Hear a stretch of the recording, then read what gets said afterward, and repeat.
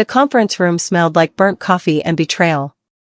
My director, Mark Ellison, slid the termination letter across the table without even looking me in the eye. "It's not personal, Wendy," he said, his tone flat and rehearsed. I stared at the paper, still warm from the printer, as his friend, a smug man named Trevor, took my chair, grinning like he'd won a prize. Around the table, a few coworkers looked away. My projects.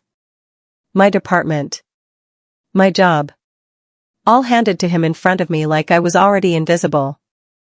The fluorescent lights buzzed overhead, making everything feel unreal. I picked up the letter, read the first line, and felt something crack inside me. But I didn't let it show. Instead, I smiled, gathered my dignity, and prepared to walk out. They thought they'd replaced me with someone easier. They had no idea what was coming. Their confidence would be their downfall, and I would make sure of it. In the elevator's mirrored walls, I watched my reflection smile, small, deliberate, controlled. If I broke down here, they would win. That smile wasn't peace or acceptance. It was a promise I made to myself. My hands gripped the cardboard box containing 7 years of my life, a coffee mug, some photos, a plant I'd kept alive longer than most relationships.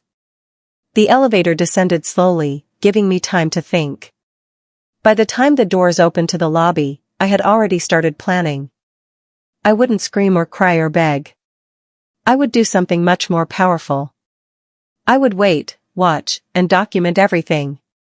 Because people like Mark and Trevor always made mistakes. They always got sloppy. And when they did, I would be ready with every receipt, every timestamp, every proof they thought I'd forgotten. Patience would be my greatest weapon in the battle ahead. My name is Wendy Pierce, and I spent 7 years building the analytics division from nothing. I was the one who wrote every monthly report, earned every major client, trained every analyst who walked through those doors. I worked late nights when Mark needed help, stayed weekends when deadlines loomed, and never once complained. I thought loyalty meant something. I thought competence mattered. But apparently, none of that compared to being someone's golf buddy. 7 years of excellence, erased in a 15-minute meeting. They called me redundant, but what they really meant was inconvenient. I asked too many questions. I noticed too many discrepancies. I refused to cut corners when Mark suggested creative accounting. So they replaced me with someone who would smile, nod, and never challenge anything. They picked convenience over competence, and that choice would destroy them both. Every decision has consequences, and theirs were about to catch up with them. Trevor wasn't even subtle about his lack of qualifications. He had no background in data analytics, no leadership record, not even basic Excel skills beyond simple formulas. What he did have was a history of weekend golf games with Mark, expensive dinners, and the kind of fake charm that fooled people who didn't look too closely. The office whispered about it constantly. How could someone so unqualified take over such a critical department? But no one spoke up. They all needed their paychecks, their health insurance, their stability. I understood that. I didn't blame them for their silence. But I also didn't forget who looked away when I packed my box. Some stayed quiet out of fear. Others stayed quiet out of relief that it wasn't them. Either way, they enabled what happened next.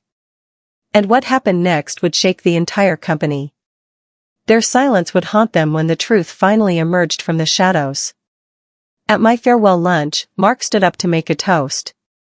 He raised his glass and called this a new era for the analytics division. He praised Trevor's fresh perspective and innovative approach. He talked about exciting changes ahead. What he didn't do was thank me. Not once. Not for the 7 years of work, not for the systems I built, not for the clients I secured. I sat there, forcing myself to smile, while everyone else clinked glasses and pretended this was normal. When Mark finished, I stood up too. I raised my own glass and said, "Let's hope the numbers stay in your favor." It sounded like a genuine wish. Only I knew it was a warning. Trevor laughed, completely missing the threat. He would understand soon enough. Numbers don't lie, even when people desperately want them to. The truth always surfaces eventually, no matter how deeply it's buried. I left behind everything they would need, my files, my systems, my custom audit tracker. The tracker looked harmless, just another spreadsheet template I'd created. But it was encrypted with a logic only I fully understood. It cross-referenced every transaction against budget codes, flagged anomalies automatically, and created timestamps that couldn't be altered without leaving a trace. I'd spent 2 years perfecting it, building in safeguards that would catch even small discrepancies. Mark thought I was just being helpful by leaving it behind. Trevor thought it was a tool he could use. Neither of them realized it was a trap waiting to spring. From home, I could still access the shared drive remotely through my personal backup. I wasn't hacking or doing anything illegal. I was simply watching my work, making sure it stayed accurate. That's what I told myself, anyway. The system was designed to protect integrity, and it would do exactly that. A week after I left, my former assistant Mia texted me late at night. "They can't figure out your monthly variance sheet," she wrote. "Trevor's panicking." I smiled at my phone screen in the darkness of my apartment. The variance sheet was one of my most important tools. It tracked every dollar that moved through the department, comparing actual spending against projections. Any competent analyst could maintain it, but only if they understood the underlying formulas and data sources. Trevor clearly didn't. I texted back, "That's unfortunate." Mia responded with a worried face emoji. She knew something was wrong, but she couldn't say it directly. Not while still working there. I appreciated her loyalty. The audit cycle was coming in 2 months. Right on schedule. And without that variance sheet working properly, they would be blind going into it. Perfect. Their incompetence was already showing cracks that would soon become chasms of failure. Every quarter, the board of directors demanded precision. They wanted every number audited down to the cent, every projection justified with data, every variance explained with documentation. It was a brutal process that required weeks of preparation. I used to start planning 2 months in advance, making sure every report was perfect, every source verified, every calculation triple-checked. Mark knew this. He'd watched me do it for years. But now he had Trevor, who barely understood pivot tables and had never faced a board audit before. Mark promised everyone he would cover him, help him through the process. I knew that phrase. I'd heard Mark use it before. It never meant providing support or training. It always meant hiding problems, cutting corners, hoping no one would look too closely. That approach had worked when I was around to fix things quietly. Without me, their house of cards was already starting to shake. The foundation was crumbling beneath them, and they didn't even realize it yet. 1 month after my departure, an email appeared in my inbox from a board liaison named Patricia Hoffman. "Ms. Pierce," it read, "we're reviewing prior data sets associated with your name during our quarterly preparation. Would you be available for a clarification meeting?" My heart raced as I read it. This was exactly what I'd been waiting for. I wrote back immediately, keeping my tone professional and helpful. "Of course. I'm happy to help ensure accuracy in any way I can." I chose that word, accuracy, very deliberately. It sounded cooperative and neutral. But in corporate language, especially to a board member, it carried weight. It suggested that accuracy might currently be in question. That small seed of doubt was all I needed to plant. Patricia responded within an hour, scheduling a preliminary call for the following week. The trap was springing, and they didn't even know they'd walked into it. Everything was unfolding exactly according to the pattern I had anticipated from the beginning. I opened my personal archive drive and reviewed everything I'd saved. 7 years of contracts, ledgers, email chains, meeting notes, and timestamped documents. Every number I'd ever reported matched perfectly with its source. Every projection I'd made was backed by clear methodology. Every variance I'd noted was explained with documentation. My record was spotless. But as I dug deeper into the recent files, the ones from after I'd left, I saw the problems immediately. Numbers had been adjusted without notation. Source data had been deleted or modified. Formulas had been changed in ways that made no mathematical sense. These weren't errors. They were cover-ups. Someone was deliberately hiding something, making the department's performance look better than reality. And both Mark and Trevor's digital fingerprints were all over it. I saved everything to 3 separate backup drives. This evidence would end their careers. The documentation was thorough, undeniable, and would withstand any scrutiny they could possibly attempt. 3 days before my board call, my phone rang with a number I recognized. Mark. I let it ring twice before answering, keeping my voice neutral. Hello? He tried to sound casual but failed completely. His voice shook slightly as he spoke. Wendy, hey. I heard the board's talking to you about some old reports. I thought maybe we should, align our narratives before that conversation. Align our narratives. Corporate speak for lie together. I let him keep talking, listening to him dig his own grave. He rambled about how things had been hectic during the transition, how some numbers might look confusing without proper context. I waited until he finished, then said calmly, "Don't worry, Mark. I'll stick to the facts. The numbers speak for themselves." The silence that followed told me everything. He knew exactly what those facts would reveal. Right, he finally said. The facts.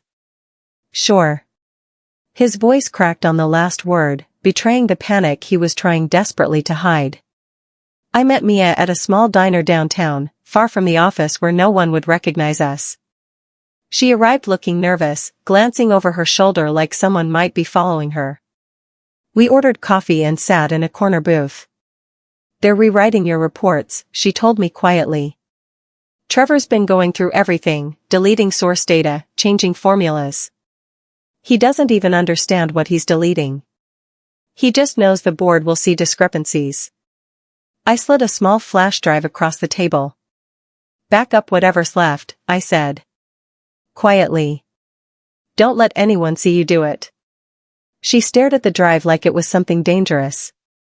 "Wendy, if they find out I'm helping you." "They won't," I promised. "And soon, you won't be working for them anyway." She pocketed the drive and nodded. Every good revenge story needs one witness, one person brave enough to stand up. Mia was mine. Her courage would prove essential when everything finally came to light in the hearing. A formal letter arrived at my apartment 2 days later, printed on official board letterhead. The board of directors requests your presence next Friday regarding audit inconsistencies found in quarterly reports from the analytics division. That corporate language was beautiful. Audit inconsistencies was code for we found something wrong. Request your presence meant this is mandatory and serious. I read the letter 3 times, feeling a strange calm settle over me. This was really happening. Everything I'd waited for, planned for, was finally coming together. I drafted my response carefully, confirming my attendance and offering to bring any supporting documentation they might find helpful. I included a subtle line, "I've maintained comprehensive records from my tenure and am happy to provide clarification on any reporting methodology." That line would make Mark's blood run cold when the board forwarded him my response. They always forwarded everything. That was standard procedure. And his panic would make him sloppy. Fear causes people to make mistakes, and I was counting on exactly that reaction. I spent the following week in careful preparation. I didn't let myself get angry or emotional. Instead, I organized 7 years of data into clear, color-coded presentations. Green for accurate reports during my tenure. Red for altered reports after my departure. Yellow for questionable transactions that I'd flagged in my original variance sheets but had been ignored or hidden. I created a timeline showing exactly when each change occurred, whose user credentials made each alteration, and what the original data had shown. The story was crystal clear. Under my management, the division had been profitable but modest. After Trevor took over, the numbers suddenly showed dramatic improvement that didn't match any actual business activity. They'd inflated projections, hidden expenses, and reported success that didn't exist. Why? To justify Trevor's hiring and make Mark look smart for the replacement. But their fiction was about to meet reality, and reality always won. The evidence was organized perfectly, impossible to dispute or explain away convincingly. Mark made his first major mistake 2 nights before the board meeting. He sent out a corrected report to everyone, including all board members, trying to explain away some discrepancies before anyone could question them. But his corrections didn't match the financial transaction logs from accounting. He'd fixed his fake numbers without realizing the accounting department kept separate records that I'd always cross-referenced. He'd exposed himself without anyone having to ask a single question. When I saw his email, CC'd to the entire board, I actually laughed out loud in my apartment. He was panicking, trying to get ahead of the investigation, and instead he'd just handed them proof of manipulation. I didn't have to expose him anymore. He was doing it himself. I forwarded his email to my personal archive, adding it to my evidence folder. The next board meeting was going to be spectacular. His desperation had turned him into his own worst enemy without any effort from me. Walking into that building again felt surreal. I'd left just 2 months ago carrying a cardboard box, dismissed and supposedly forgotten. Now I returned in my best suit, carrying a leather portfolio full of evidence, about to address the board of directors. Heads turned as I walked through the lobby. The receptionist straightened up and smiled nervously. People I'd worked with for years suddenly found reasons to be in the hallway, watching. Mark was already in the conference room when I arrived. He tried to shake my hand, forcing a smile that didn't reach his eyes. I looked at his extended hand, then at his face, and said clearly, "Let's keep this professional." I moved past him and took a seat on the opposite side of the table. The room went completely silent. Even Trevor, sitting in what used to be my chair, stopped fidgeting. They'd expected me to be friendly, cooperative, maybe even apologetic. Instead, they got ice. The power dynamic had shifted completely, and everyone in that room could feel the change. The board asked me to walk them through the variance reports from my last 6 months, then compare them to the reports filed after my departure. I stood up, connected my laptop to the projector, and began. Every spreadsheet I showed was color-coded, time-stamped, and sourced with transaction IDs. I walked them through my methodology, explaining how each variance was calculated, what each number represented, where each data point originated. My reports were perfect, clean, accurate, fully documented. Then I showed them Trevor's versions of the same reports. Numbers didn't match.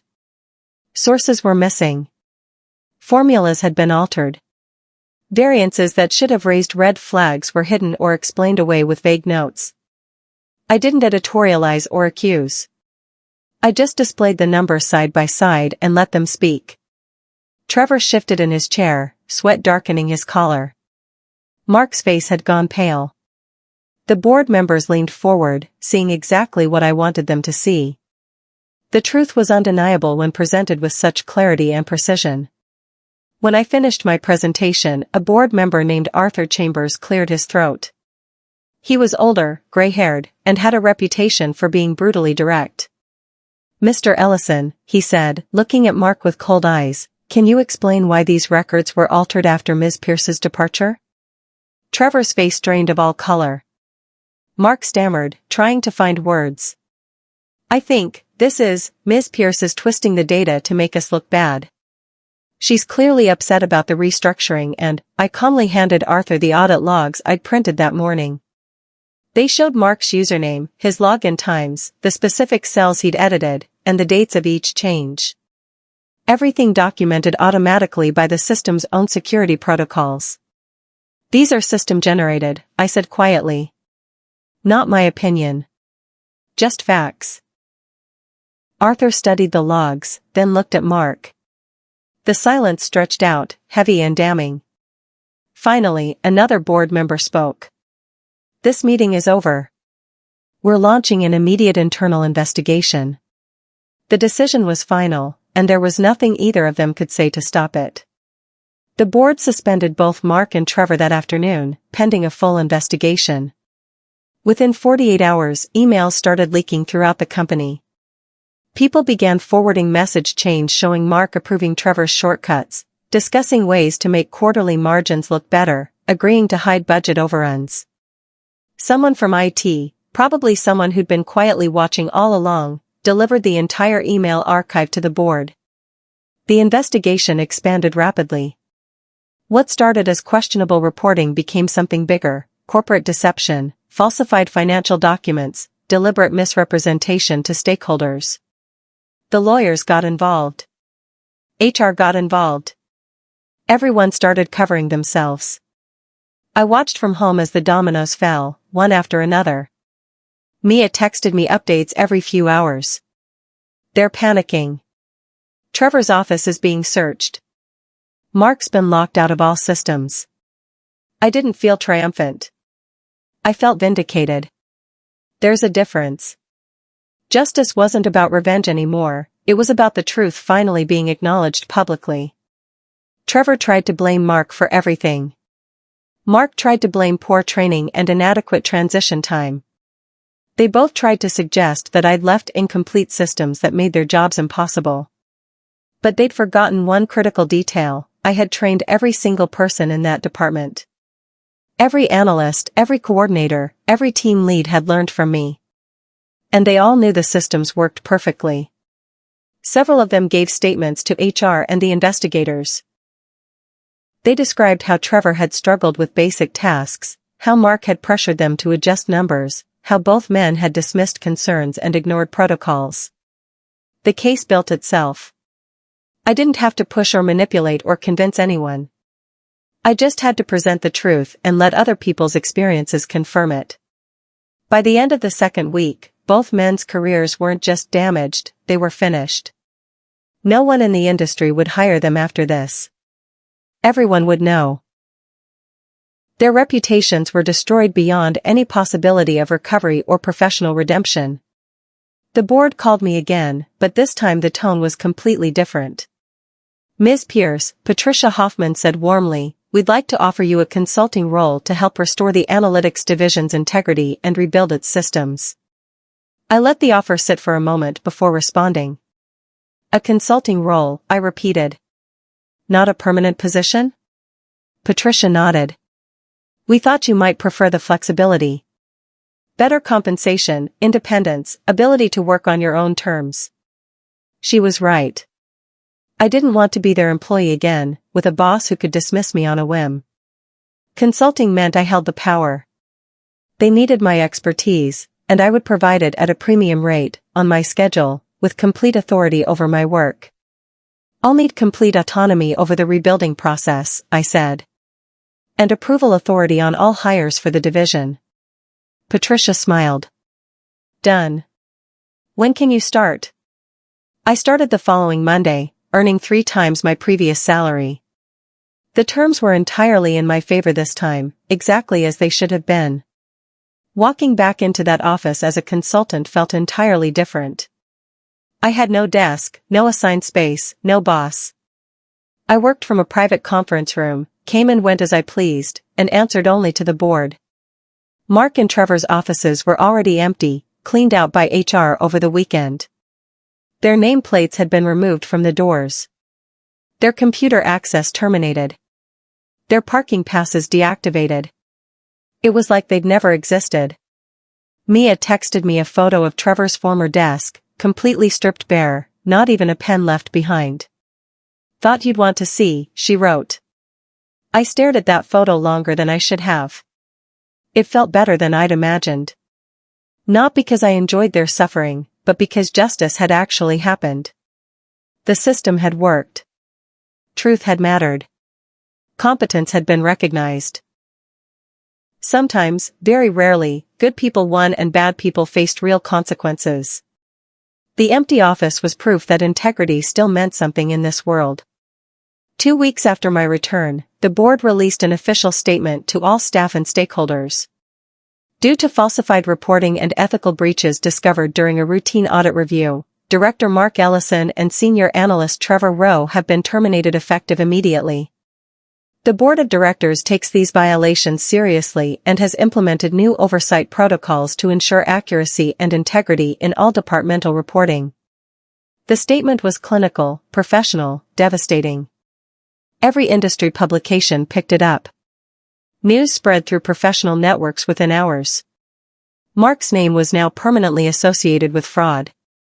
Trevor's brief career in analytics was over before it really started. By sunset, their reputations were destroyed beyond repair. No company would touch them. No professional reference would save them. They'd have to leave the industry entirely, probably leave the city, maybe start over somewhere no one knew their names. The punishment fit the crime perfectly. Their choices had consequences that would follow them for the rest of their professional lives. Mark called my phone once, 3 days after the public statement. I saw his name on the screen and chose not to answer. He didn't leave a voicemail. I didn't call back. What was there to say? He'd had chances to be honest, to respect my work, to do the right thing. He'd chosen otherwise at every turn. I didn't need his apology or his explanation. Some lessons teach themselves. He'd replaced integrity with friendship, and it cost him both. He'd chosen convenience over competence, and it destroyed his career. He'd underestimated me because I was quiet, professional, someone who didn't make waves. That underestimation had been his fatal mistake. I deleted the missed call notification and went back to work.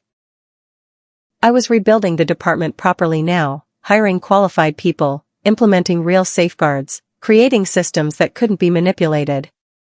The division would be stronger than ever, and my name would be on it. This time, things would be built on a foundation that couldn't be shaken or compromised. I sat in my home office that night, watching the city lights flicker through my window. The apartment was quiet, peaceful in a way it hadn't been for months. My laptop was open beside me, showing the email from Mia. "Congratulations, Ms. Pierce. They're gone. You did it." I smiled for the first time in what felt like forever. Not because 2 men had lost their jobs and reputations. Not because I'd gotten revenge or proved something. I smiled because I'd finally stopped shrinking myself to make men like Mark comfortable. I'd stopped pretending that loyalty meant accepting mistreatment. I'd stopped believing that staying quiet was the same as staying professional. The truth had done the revenge for me. The numbers had told the story I didn't have to speak. The evidence had built the case I didn't have to argue. They'd taken my job, but I'd kept my integrity. And in the end, that was the one report they could never rewrite. I closed my laptop, turned off the light, and slept better than I had in years. Tomorrow would bring new challenges, but tonight belonged to peace and vindication.